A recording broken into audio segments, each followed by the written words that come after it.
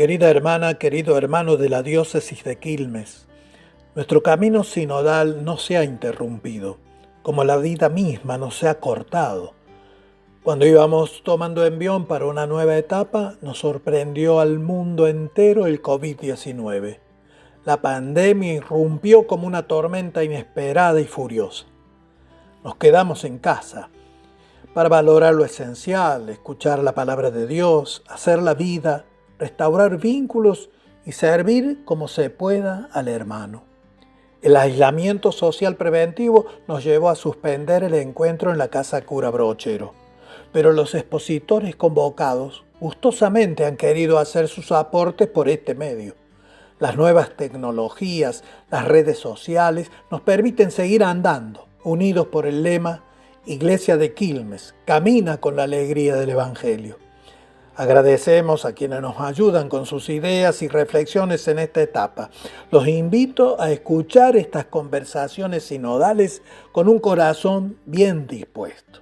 Que Dios los bendiga.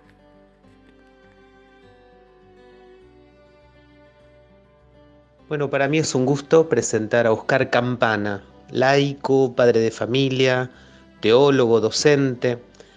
Para nosotros en Quilmes, un hermano, un compañero que acompañó los primeros años de nuestro centro de formación filosófica y teológica de Quilmes, nuestro querido Cefitec, y muchos encuentros de formación de laicos, laicas, curas en la diócesis. Es un gran conocido para nosotros, un querido conocido. Él desde hace muchos años también trabaja en el Instituto Salesiano de Estudios Teológicos en Buenos Aires. Oscar, gracias por brindarnos esta posibilidad de esta conversación con vos hacia el tercer sínodo de Quilmes. Sabemos que uno de los temas preferidos para vos es el tema de la eclesiología, la mirada sobre la iglesia. En la historia, esa mirada pastoral que tenés, que nos brindás en tantos artículos y escritos que ya has hecho. Nos gustaría que nos ayudaras a pensar un poco sobre este ser iglesia en medio del contexto de la pandemia del coronavirus. ¿Nos ayudarías a pensar qué le puede estar pidiendo este momento histórico a la iglesia hoy? Bueno, en el contexto de estar pensando el sínodo de la diócesis de Quilmes, ¿no? No podemos hacer esta pregunta. ¿Qué es ser cristiano? ¿Qué es ser comunidad? ¿Qué es ser iglesia en este contexto de la pandemia? No tenemos muchos manuales para responder a esa pregunta porque nuestra generación y probablemente la generación que nos precedió y la anterior no tengan noticias de una situación que tenga un alcance mundial que obligue, por ejemplo, a que toda la población del mundo o buena parte de ella se quede en sus casas. Donde uno de los grandes debates políticos de esta época se convirtió en si hay que hacer o no cuarentena. Y de golpe en esta situación absolutamente inédita nos preguntamos cómo se es y cómo se sigue siendo iglesia. Así que,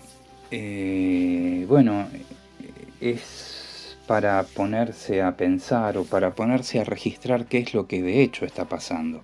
¿Qué está pasando en nuestras comunidades? ¿Cómo se celebra? Si es que algo se celebra. ¿Cómo se reza? ¿Cómo se piensa la comunidad? ¿Cómo se vinculan hoy los que integran una comunidad? ¿Cómo se vinculan los ministros que brindan su servicio y su carisma a esa comunidad?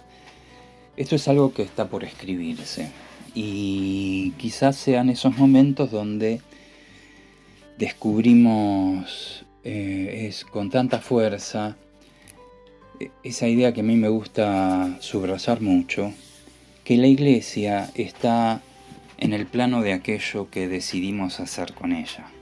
La iglesia no es solo lo dado, lo recibido, lo heredado, sino la Iglesia es lo que en cada circunstancia de la historia, en cada generación, en cada desafío, seamos capaces de inventar y de reinventar.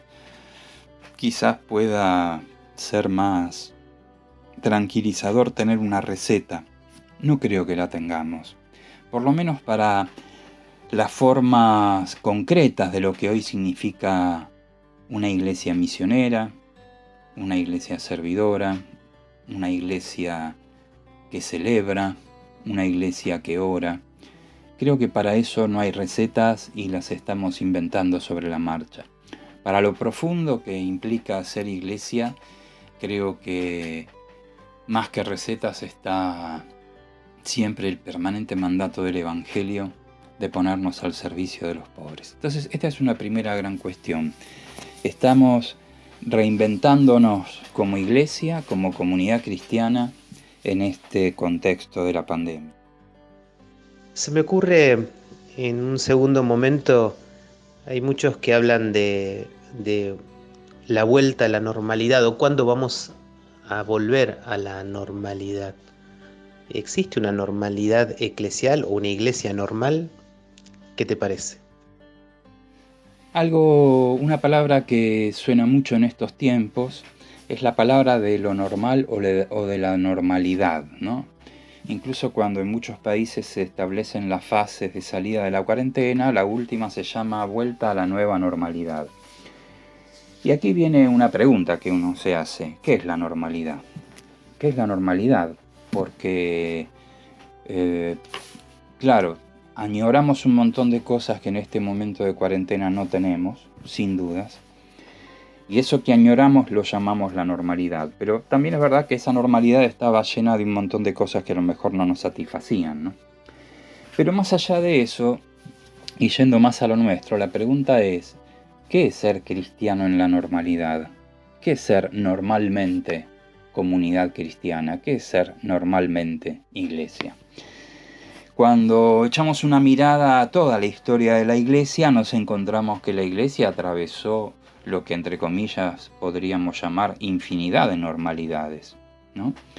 Esa primera iglesia, la de los apóstoles y profetas de sus primeros decenios, que eran predicadores itinerantes que iban de pueblo en pueblo, viviendo de su trabajo o de la limosna de los otros, y que eran un poco como el alma de las comunidades cristianas, comunidades que por otro lado se reunían en las casas y eran presididas por los ancianos de esos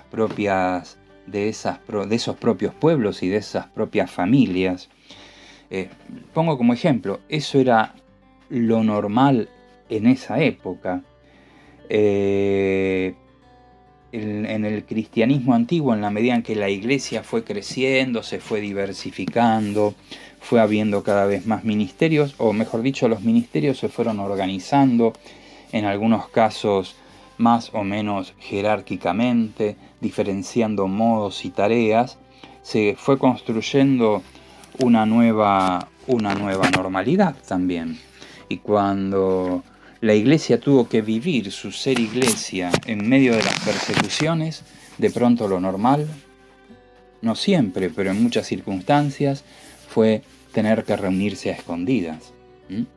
Aunque no fue lo más común de la iglesia antigua, como a veces un poco legendariamente se piensa, pero muchas veces lo fue. Y ahí apareció una nueva normalidad. Y recordamos a los cristianos de las catacumbas, recordamos a esas comunidades que tenían que esconderse por algo tan sencillo, para que no los tomen presos, no los juzguen y no los asesinen. Y después, cuando la iglesia dejó de ser perseguida, la normalidad para la iglesia fue convertirse en la religión oficial del imperio. ¿Y qué fue ser cristiano ahí? ¿Y habría algunos que añorarían la antigua normalidad? ¿Qué quiero decir con esto? Que cada época y cada circunstancia construyó su normalidad.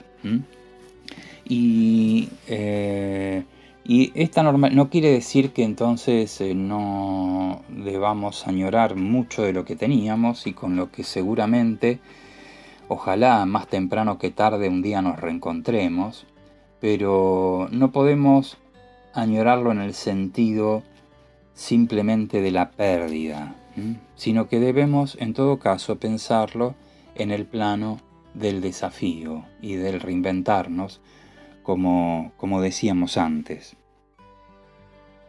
Se ha escuchado en estos días una expresión que a mí también me llamó mucho la atención, sobre todo en las redes, algunos grupos que le decían a los obispos o a los curas, devuélvannos la misa.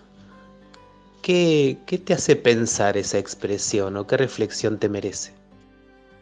Una de las cosas que mucho se escuchó, sobre todo en las primeras semanas y con el correr de los tiempos de la cuarentena, fue esa especie como de reclamo de muchos cristianos en el sentido de poder tener la misa como era antes, ¿no? Y con el tema del devuélvanos la misa, y obispos que por ahí tienen que sacar un decreto, explicitar que, bueno, que se queden tranquilos, que si no van a misa y se falta al precepto dominical no es pecado, y bueno, y toda una historia que habría que seguirlo de la mano con los que, quizás con los que pidan el fin de la cuarentena por otros motivos también económicos, ¿no? Bueno, no digo que esté mal de antemano el extrañar y reclamar las formas celebrativas que, como decía antes, se habían convertido en normales. Pero la situación me parece que plantea temas interesantísimos. ¿Qué ocurre con el ser iglesia sin la mediación de las estructuras habituales que tenemos como iglesia? ¿Qué pasa con los ministros y con los ministerios que hay en la iglesia? Digo, esto más allá del debate que puede darse sin lugar a dudas de cómo eso del devuélvanos la misa está suponiendo un modelo de iglesia, diríamos, fuertemente sacramentalista, por un lado, o sea, ser iglesia consiste en la celebración de ciertos ritos, y por otro lado bastante clerical, al no tener a disposición al clero que nos celebre, que nos presida la Eucaristía, no tenemos Eucaristía.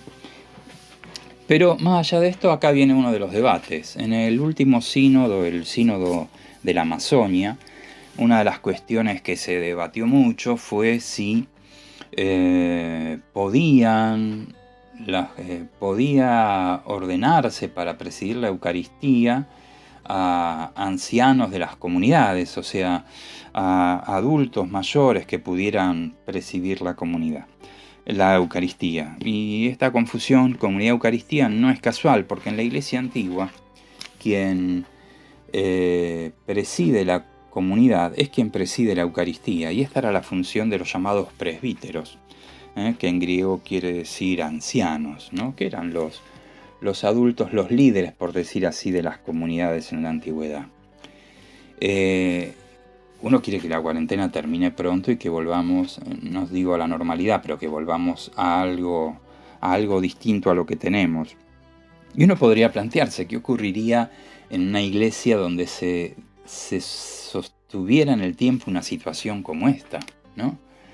Hay un dicho de una expresión teológica y del derecho de las leyes de la iglesia que dice ecclesia supplet, la infinidad, o sea, la iglesia frente a la ausencia de ciertos medios habituales, el hecho de ser iglesia suple y reemplaza aquello que hoy no tenemos.